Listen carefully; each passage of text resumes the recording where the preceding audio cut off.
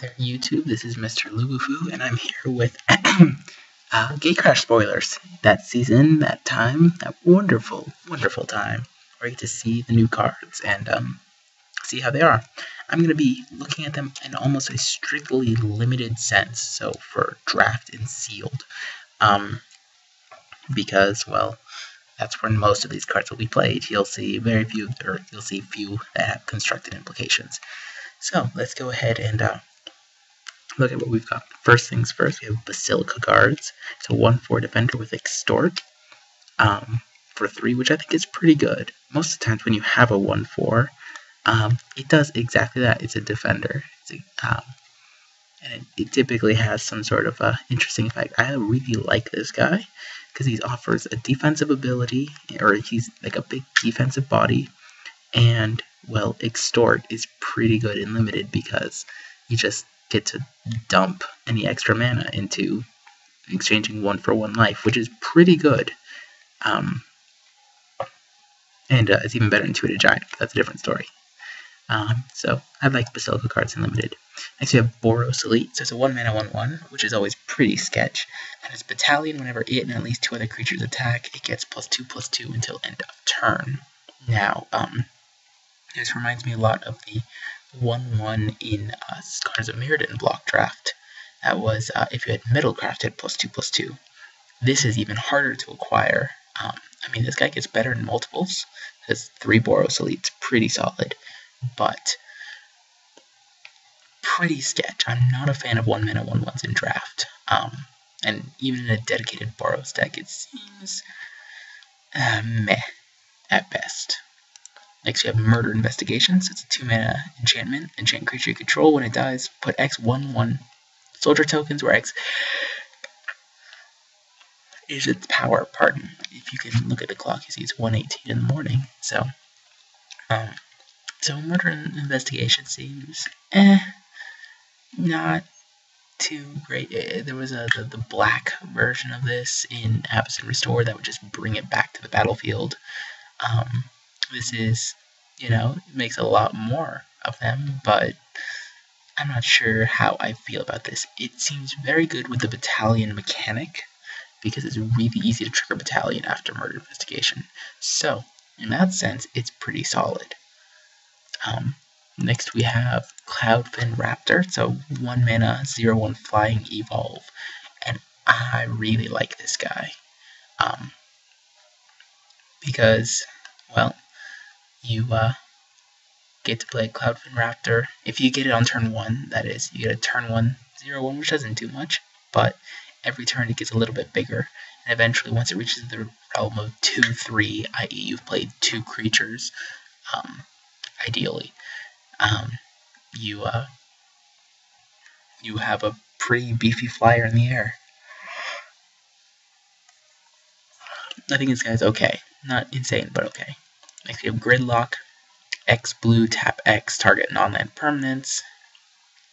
Meh. I mean, instant speed, I prefer other sort of tapping spells. I'm not a fan of this guy. Certainly seems okay, though, in a more controlling deck. Next you have Gateway Shade, so it's a shade, so it's a 3-mana 1/1. That for black gets +1/+1, or if you have a gate, it gets +2/+2.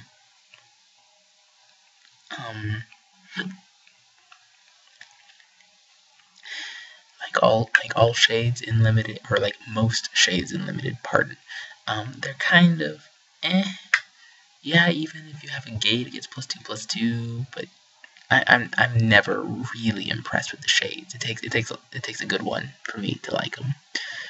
Next we have Tinscreep Market. It's a 5-mana enchantment, enchant land. It has discard a card, draw a card. Way too expensive for this enchantment. Just move along. Next we have Vishana Shanktail, which reminds me a lot of Vishana Cutthroat, but it's a 4-mana 3/1 first strike, which is okay. And Blood Rush makes it what I think a very powerful limited common, because you can give target, you have a 3-mana pump spell essentially, which is also pretty solid. I think that Shanktail's, well, gonna do some shanking. Next we have Experiment 1, 1-mana 1/1 evolve. It has removed 2 counters, regenerate it. This guy I'm not impressed with. He doesn't fly. He's just meh. This guy I'm not a fan of. Next, you have Call of the Nightwing. It's a 4-mana sorcery. You put a 1/1 blue-black horror creature with flying, and then you cipher it, which is why I think it's pretty solid. Why? Because you put the token, then you cipher onto it. So if they have no flyers, like you just get to make 1/1s every turn. Other than that, I mean, 4 mana for 1/1 is pretty expensive, which is important to keep in mind. Next, we have Drakewing Crassus. Crassus is a 3-mana 3/1 flying trample. It's not as good as the 3/3 flying trample for 2 colorless green-blue that was in past Ravnica, which is unfortunate because that guy was really good. Drakewing Crassus is meh. I'm not a fan of him. Any flyer blocks him. Next, you have Zeratos Swine, 5-mana 5/4 Blood Rush. That target creature gets +5/+4. Meh. It's okay. 5/4s. 5/4s for 5 are nothing to be excited about, but I mean, it's a common, right? Next, you have Burning Tree Emissary. It's a 2/2 that when it enters the battlefield, add red-green to your mana pool. So, I'm not sure if that's any decent. Typically, these guys aren't too insane. If you remember the guy from New Phyrexia that added red, but who knows, you might be able to really commit to the board and maybe get Raft. Next, you have Illusionist Bracers, which is 2 mana. Whenever an ability of equipped creature is activated, if it isn't a mana ability, copy it. You may choose new targets. This seems like a very interesting build around my card, just because if you get it on any guild mage, it seems like it might be insane. But other than that, I'm not sure. I think this is probably not a good rare for limited. And last we have Death Pact Angel. It's a 6-mana 5/5 flyer, which already says it's probably a limited bomb. And of course, when it dies, you put a 1/1 black and white cleric token that has 3 colorless white, black, black. Tap, sacrifice it, return a card named Death Pact Angel from your graveyard to the battlefield. Which seems like a very fun card, also a pain to deal with in limited. Yeah, that seems, ugh. Well, seems very good in limited. In standard, I think it's not going to happen.